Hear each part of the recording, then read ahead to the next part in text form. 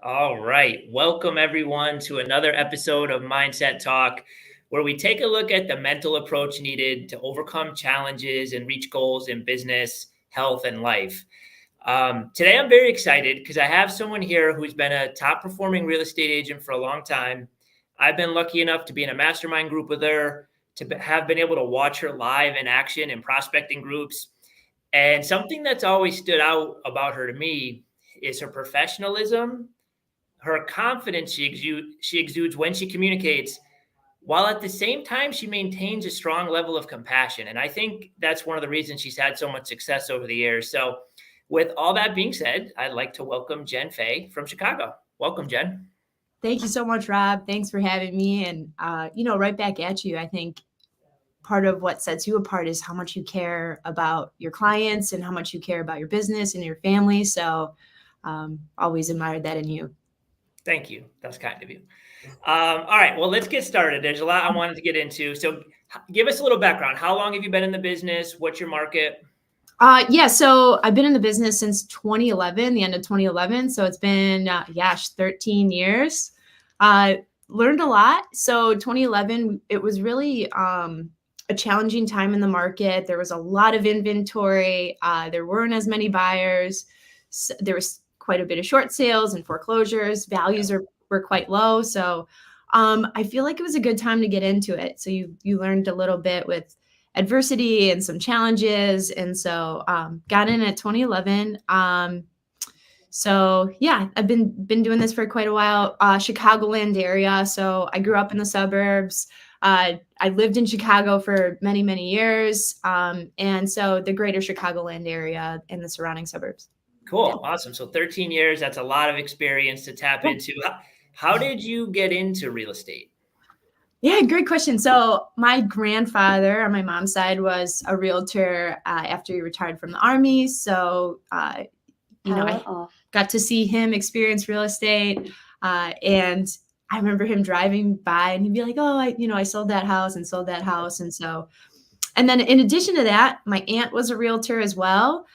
She, as you know her, she's a fabulous agent. It was just such a great opportunity when I worked at a different job before this one. I was helping with a medical underwriting team. And so, it was great. I loved the people. I learned so much. But I just wanted something different. I feel like, there was something else missing. And to be honest, Rob, I like the idea of being in an office setting and also being out and about. So the idea of like being out and helping people, of course you love HGTV and all those great things. So, with the influence of my grandfather and my aunt, and also just wanting something different and something more, brought me to real estate. Cool. Yeah. So you had those family ties, that early exposure, which sounds like it put you on the path. And then also that's a good piece to our job. You're just not in a cubicle all day. You're not in the field all day. You get to kind of mix it up. You have to explore both worlds. So there's a little variety. Yeah, that makes sense. Yeah, exactly. So just to give the audience a little background, what has been your biggest year in terms of transactions? It was about 52 transactions was my best year. Since then it's been hovering around then. Like to get back at 52 and above for sure. Yeah. That's really been what I do and what my goals are really. So that's a lot of transactions in a year. That's one a week, right? So what do you do it all by yourself? Do you have some support and some help? Tell me about that. Yeah, good question. So I've had assistants and that's a learning process for me.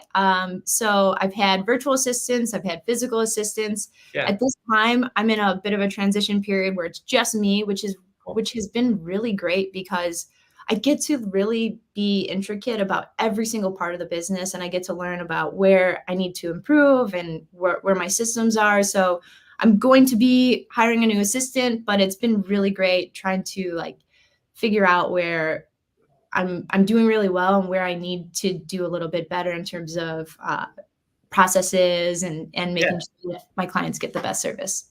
Cool. So it sounds like you've gone the assistant route. Right now you're doing a lot on your own. Yeah. but you're kind of reevaluating everything right now to see what's working, what's not, and if you need to tweak anything.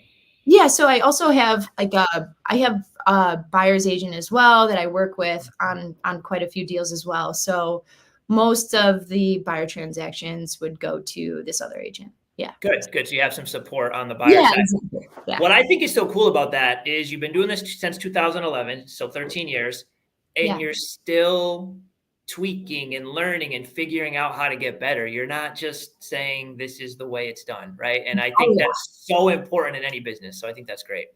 I think that's what makes it so interesting and so great is that what fun would it be if you just have it all figured out, just learning and growing and being the best you could be and, providing the best service that you can for your clients is, what the priorities are, and it makes it fun. Love it. Love it.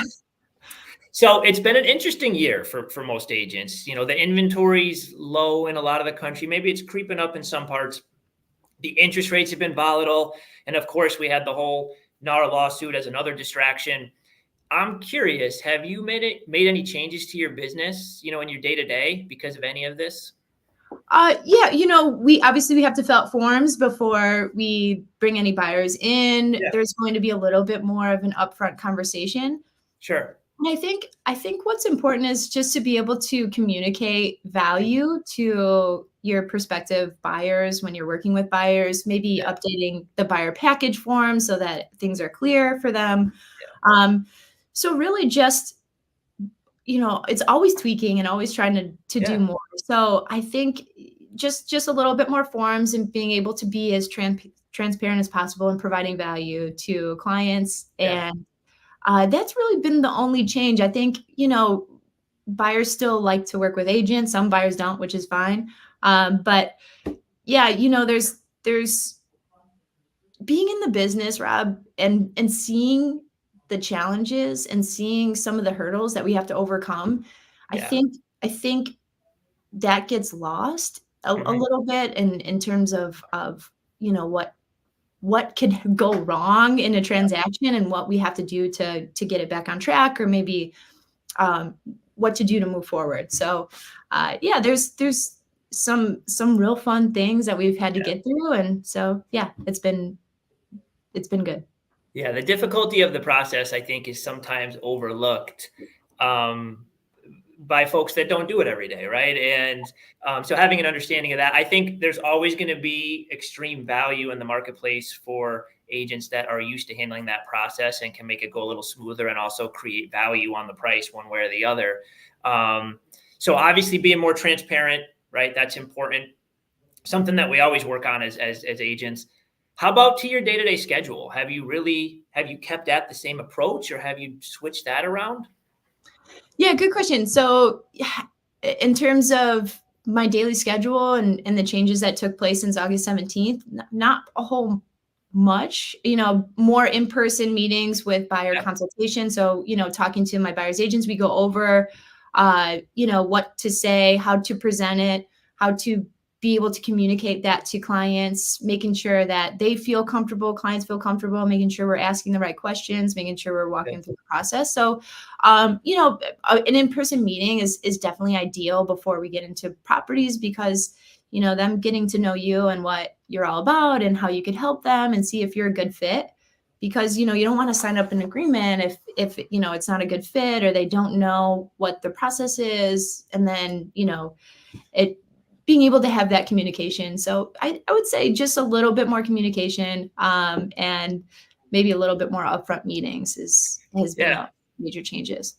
And I don't know about you, but I've actually found that it's been a little easier to have those meetings. Buyers, the general public is more open to having those meetings now, because I think that's one of the best things that's come out of this. Is before, you might get a call in and they would just want to see the property. But now in most states, you have to have some type of form signed. So people are okay. They're okay meeting, which is something I feel like good agents were always trying to do. Like, let's sit down, talk about your goals. Let's show and I feel like the general public's a little more open to that. So that's a good point.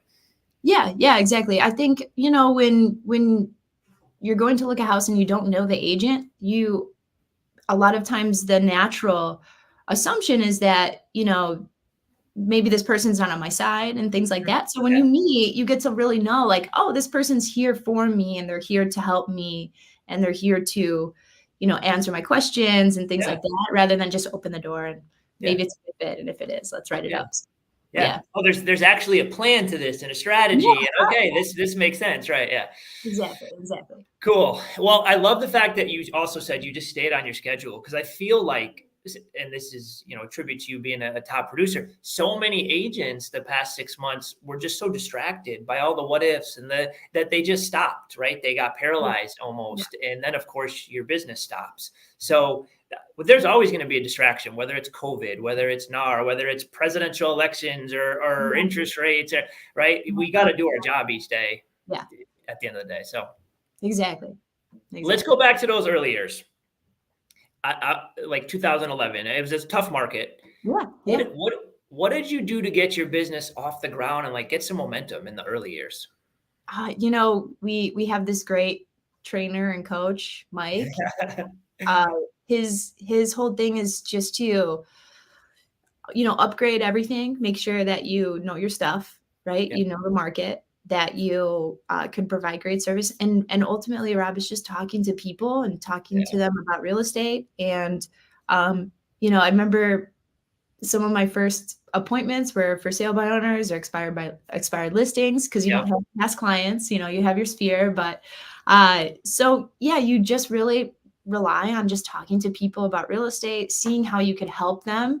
And, at the time, sometimes you couldn't help them because their property was underwater or, but you talk about other options, like is renting an option, or, if they were going through financial troubles, is short sale an option? And so you get to learn a little bit about their situation and make the adjustment. And it was a lot of learning and growing and asking my aunts really great questions and being involved with such a great, powerful, coaching company has really helped, the process along.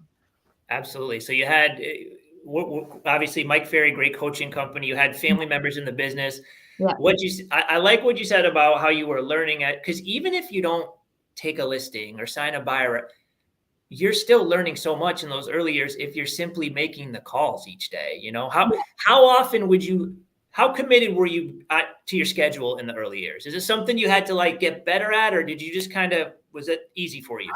I was probably better at the beginning than I was now, because I had nothing else to do than to really, get in there and talk to people and make appointments and, preview listings, learn a little bit about the market. And so, they give you the tools, like the company that I was with, Executive Realty Group, when I first started, they give you the tools on like, here's what you do when you list a property, here's, and my aunt had great connections for great photographers. So, we were able to put it together and learn and grow as I was learning and growing as well. So So you had some of the support with the technical stuff, like the presentations, the photo. So you could really focus on talking to people. How do you remember how much time were you actually on the phone each day, and how many people would you talk to in those early years? Yeah.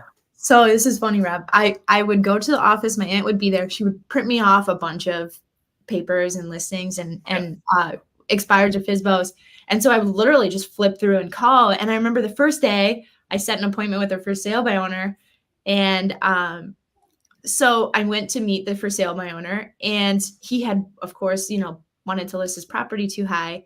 And I didn't know the script. All I had was the 1 minute script. And so I didn't, needless to say, I wouldn't take the listing over price. So I left, and I, had to do a little bit of learning of, okay, what to do next when, they weren't ready to list at a price that would cause it to sell.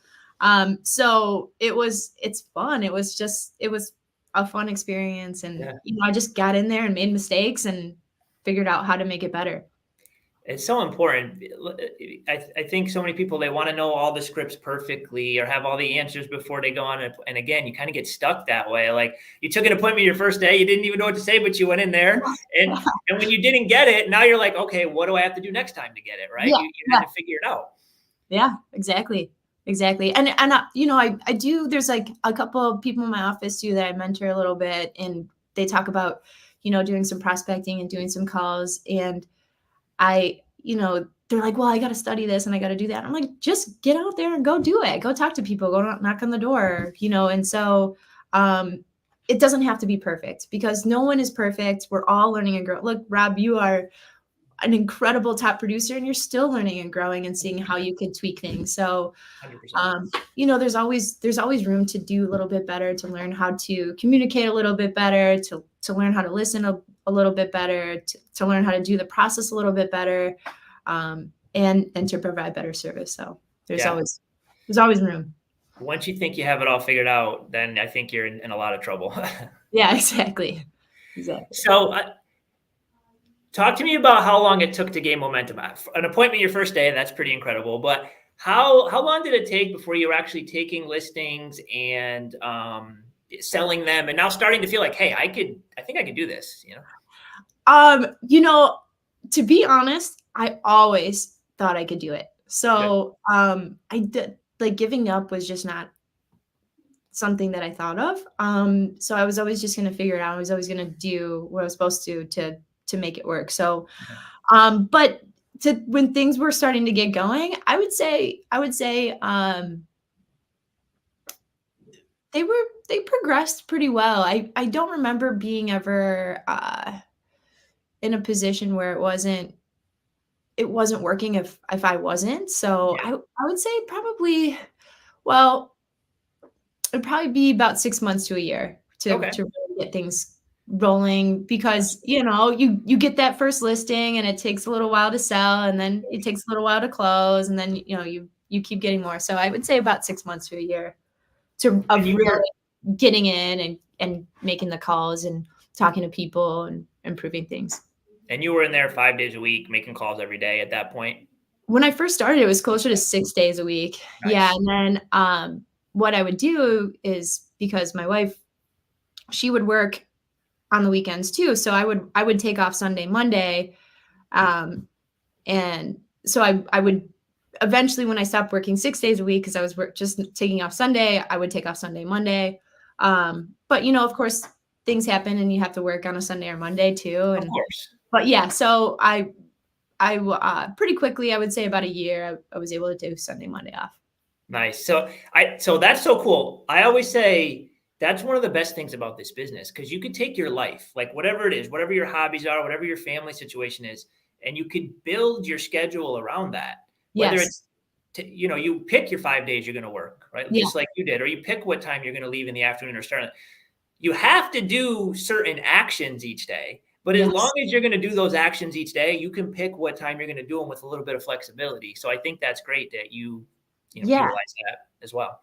That is a really great part of the business. My wife drops off my son at daycare and then I make sure I have to pick him up. So I have to fit it in before I pick him up, or, I'd be in big trouble not picking him up in time for sure. So, and sometimes we need that end date in our schedule, end time. Because there's always something to do, right? So without like an end time, you can get lost. So it's good to put a hard something in the end of your day where you're like, I can't miss this. So yeah. It leaves a little less time for like just dilly-dallying or procrastination, or a little extra time at the coffee pot, hanging out. Exactly. Yeah, for sure. So since we're talking about schedule, what's your schedule like today? So every day, wake up at 5, go to the gym. And then after the gym, I go to the office. I get set up for the day. I used to be part of like a role play group. I'd like to get started in that as well again. But if I don't, then I just try to go over and practice a bit, go over my day, see where I could see if like, let's say I have a presentation and there's something on there that I need to work on, then I'll try to work on that and rehearse it. During 7:30 to 8, I'm on the phones from 8 to 11. And then after that, I do lunch. Sometimes I have to go do preview properties, or I go on appointments, or I'm making more calls, doing more lead follow-up. So just fill my afternoon if I don't have an appointment with previewing, learning, studying the market, and also making more lead follow-up calls. So 11 years in the business, and you're still reviewing, practicing your scripts. Yeah. And you have that in your schedule. Yep. You're still prospecting 3 hours a day in your schedule. How often, what percentage of the time would you say you do that? I make all my calls before 11. Yeah. I'm pretty good about my morning schedule. So in terms of, I started doing this thing because I get really, really hungry at like 10 o'clock. Okay. So I do this thing where I'm like, I can't eat lunch until I make all my calls. Nice. So that's been really helpful because I'm pretty motivated to eat. So yeah, that's been good. I haven't been 100% with it. Some things happen where like I have to run out to a property, or I have to meet a client or something. So, but yeah, for the most part, I hit my 30 before I eat lunch. Love it. And again, these little tricks, we got to plan ourselves. You got to pick up your child at daycare. You got to finish your contacts before you eat lunch. It sounds silly, but like these little things, because our brain's always going to tell us to stop or just, Exactly. It's okay. Yeah. Yeah, exactly. So I love that you play those little games with yourself to help. Cool.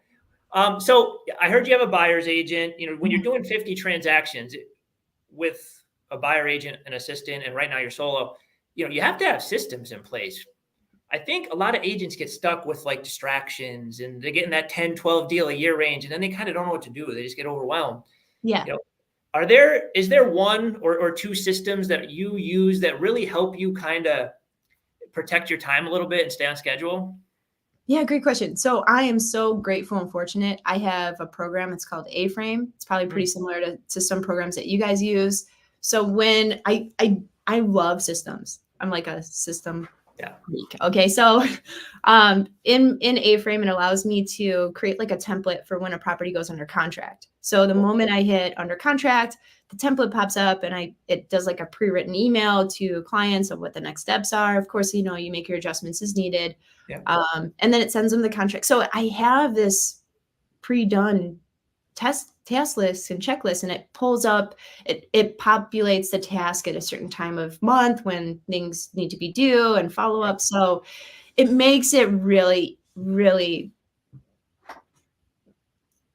efficient, I would say. So, and then, what's great too, at the end of the transaction, I try to ask my clients, like, how could I have done it better for you? Like what? And so when they tell me like, I could have really used a little bit more communication here or there, then I make the adjustments in the system to do a little bit more lead follow-up or follow-up or like updates and things like that. So then I change it. So every time those clients get something a little bit better. So I'm really grateful. It's been super helpful to be able to, really do it on my own and be as efficient as possible.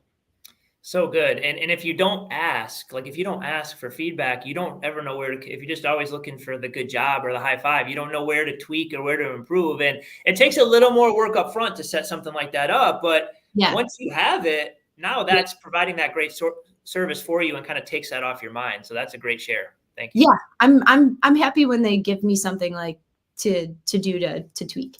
Yeah. To put in there, right? Yeah. Cool. All right.